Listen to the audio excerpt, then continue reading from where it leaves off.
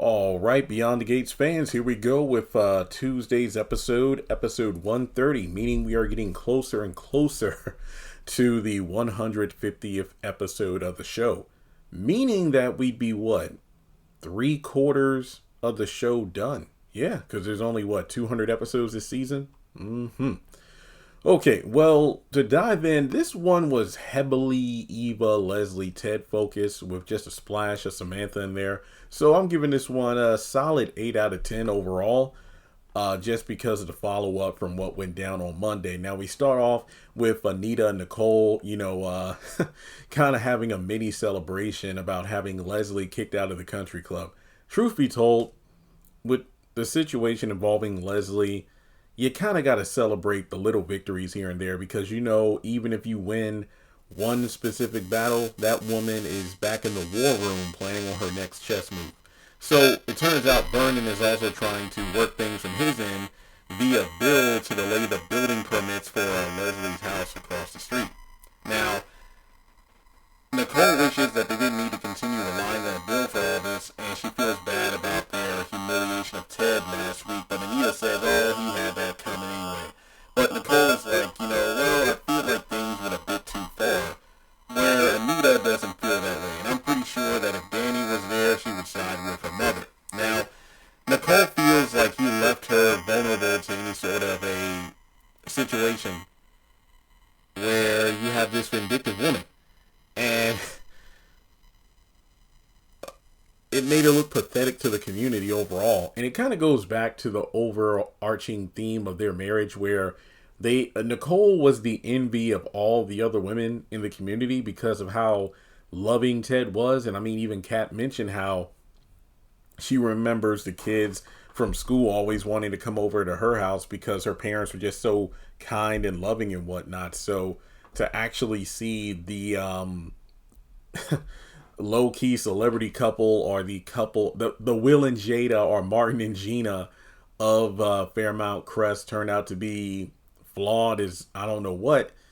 It's very, very disappointing. Now, she does kind of feel sympathetic when remembering the look on Ted's face, when he confronted her about the divorce papers.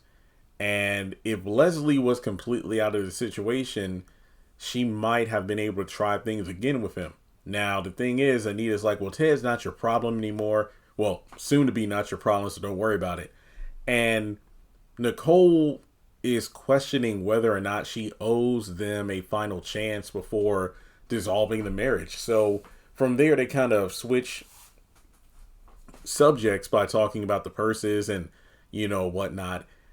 I mean, but then again, they're kind of reminiscing about a lot of things between Kat and Chelsea's purses and the trauma and the loss of marriages. So Anita wonders if, well, you say all this, but do you actually want to try to fix things with Ted? And while her head is saying no, her heart is saying something else. And seeing how desperate he was brought back her feelings, when he confronted the family. And I was never bored with Ted. He was my home. And do I really need to let go and say farewell to where I feel like my soul belongs? And while Anita tells her what a hurdle it was to deal with her own past situation with the articulates, but overall, you got to choose your own path here. I mean, I could talk about my own facing of the past in terms of my, skeletons in the closet, but with this Ted thing, it's up to you. It's up to you, baby girl. So from there, they talk about Danny always went to Vernon for support, and I came to you for advice. And the thing is, her mom is like, well, feel what you feel so you can do what you want from there. And I love that she says that because if you check out my sister's content on my other channel, that's something I've really used as a theme for Sister Season 9, the characters feeling their feelings. Now, speaking of feeling, Ted feels like that hangover is starting to wear off because he gets up and is shocked that he's in bed with Leslie. And she's like, oh yeah, I'm sure you wanted this for years. And you know what? I think since it's been so long, they ought to be around too. And Eva's banging on the door, and Ted tells her that we cannot let Eva know what happened here. And Leslie thinks they should put on a billboard, and it's like, no, we aren't getting back together. And then she's like, well, you were saying my name. Come on now. And he's like, look, it was a moment in time and I was drunk. You were there, but guess what? You ain't my woman. And Leslie is like, well, I'm pretty sure you and Miss Goody Two Shoes, Nicole Duprees, while you were in bed together, you had nothing like what we just did. So he's stumbling over his words when trying to say that Leslie is not the love of his life. Nicole is. And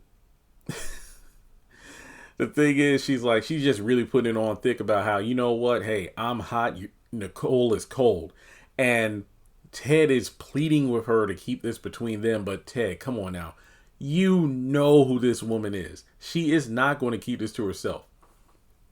And after what they did, Leslie is just like, wow, I mean, you only care about Nicole.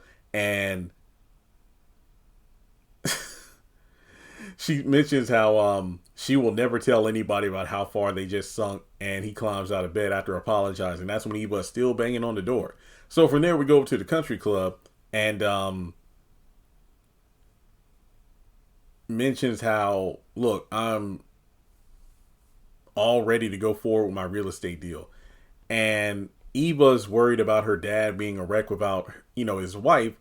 And Leslie's like, oh, no need to worry about that. And Eva's like, well, I can't just walk away from him. And that's when Leslie mentions how, oh, I'm sure he was busy. Busy. Oh, busy. I mean, you are not Michael Jackson. Busy. Because he was like, yeah, I stopped by the door. I stopped by the hotel, knocked on the door, no answer. And that's odd because he usually answers. So that's when her mom finally admits that things didn't end the way she wanted. And she did what she could to bring the family back together, but it didn't work. She shot her shot and missed. That's when Eva tells her, like, this is not Hamilton in terms of throwing away the shot. And she never should have done it in the first place. And you make everything about yourself. So after, Eva gets up and leaves, that's when Gabe comes over and slams her about, yeah, your membership has been dissolved. And that's when the Duprees show up and they're like, oh yeah, so bet you just got the good news that your marching orders have been hand delivered. And they mention how she mentioned how she talked him out of that. But the thing is, Nicole and Anita kind of slam Leslie in the sense that just because you have money doesn't mean you can buy class. So Leslie explains how she's actually endowing a new sports wing to the club. And Gabe was thrilled by that. It's going to be grand, darlings, like Cruella DeVille. Basically mentioning how, oh, you tried to get me expelled, but guess what? Not going to happen. Not going to happen. And before she leaves, she drops Ted's tie by the table and asks Nicole to give it to him. And then she just struts out. Basically, this encounter between Nicole and Leslie reminded me of the back and forth between Kat and Eva, where, one feels like they have the upper hand over the other, but then the other one leaves the person who thought they had the upper hand speechless when they leave. Man, that's something like mother, like daughter. Now, that's when Eva finally goes back to the hotel room to, talk to her dad. And what the hell, Ted? And she's like, what's going on? And so, look, I was lonely and your mom was here. And look, it was just a lapse in judgment, so don't worry about it. And Eva rightfully says, like, well, seriously, I'm pretty sure even if you explain that to my mom, it's not going to get through to her. And this is when Eva says something that has me. Okay. So she feels like Ted should have known better, first of all, than to get in bed with her mom. She says two things that just irk me right here. What you did was cruel. And on top of that, you just hit the refresh button on all the crazy. Let me be clear now. I'm going to be somewhat lenient. Eva did not make her parents have sex. Let's be clear about that. But given what she knows about her mom and her obsession with her father, why would you tell your mom in the last episode about the extremely vulnerable position Ted was in from being drunk and going on about the Duprees and Nicole and whatnot? So I low key feel, and I wouldn't be surprised if this is, well, no, I don't even feel low key. Part of me feels like Eva wants her parents to get back together, which, hey, you kind of see it. I mean, but I think back to like the earlier episodes when she would look at pictures of the Richardsons and then imagine herself in the family photos and whatnot.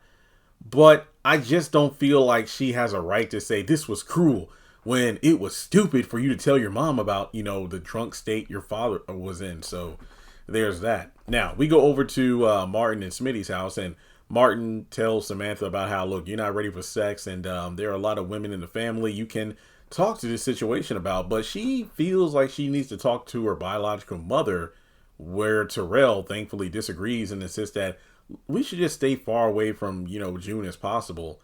And he tries to remind her of how awful of a mom she was.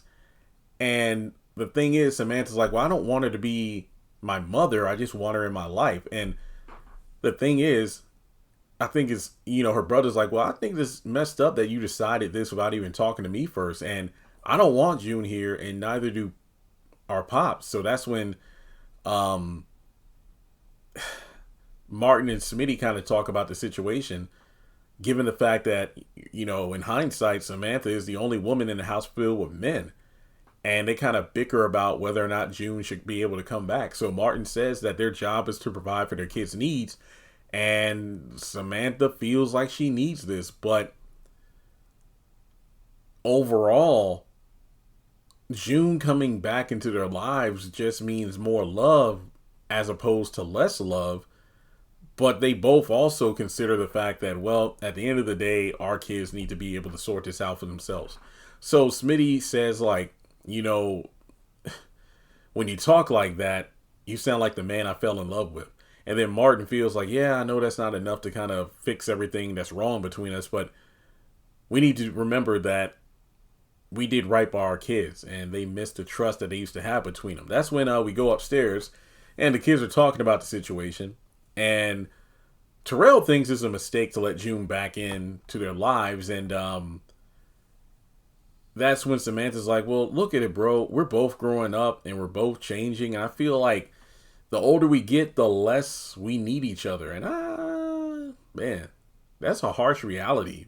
But the thing is, it's not about the family. It's about me. I'm a girl and I can only Google so much. And I don't want to talk to any of our relatives or any of the guys. It's just, all of them are busy. So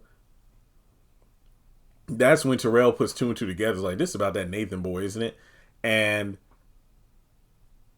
he mentions how they talked about his issues with girls. So Samantha wants to talk about women things like periods and losing her virginity. And I have my mom again, and that's what they're there for.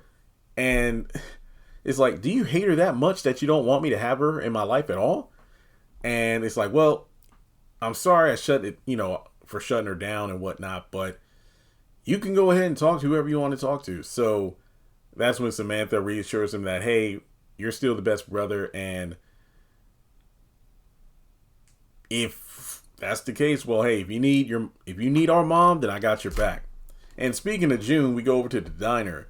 And June is not doing great, constantly mixing up people's orders. And that's when the manager, I believe his name was Eric, comes over to Naomi and mentions how they need to talk about June. And that's when Naomi informs June that Eric has let her go.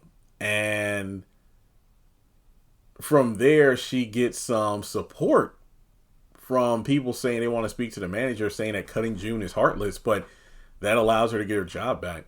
And that's when June calls the two of them like her fairy god folks, and they remind her to write down her orders and take money when people give them to her. So that's when the kids walk in and June tells them that she can write down their order, and Samantha asks if they can have some alone time when she's not working. And she has 2 days off later this week. So it seems like things are possibly in the running for forming a bond between mother and daughter. So yeah, we'll just have to wait and see how things play out. But overall, let me know your thoughts in the comment section below about Beyond the Gates, episode 130. Like and subscribe, and I'll catch you in the next video.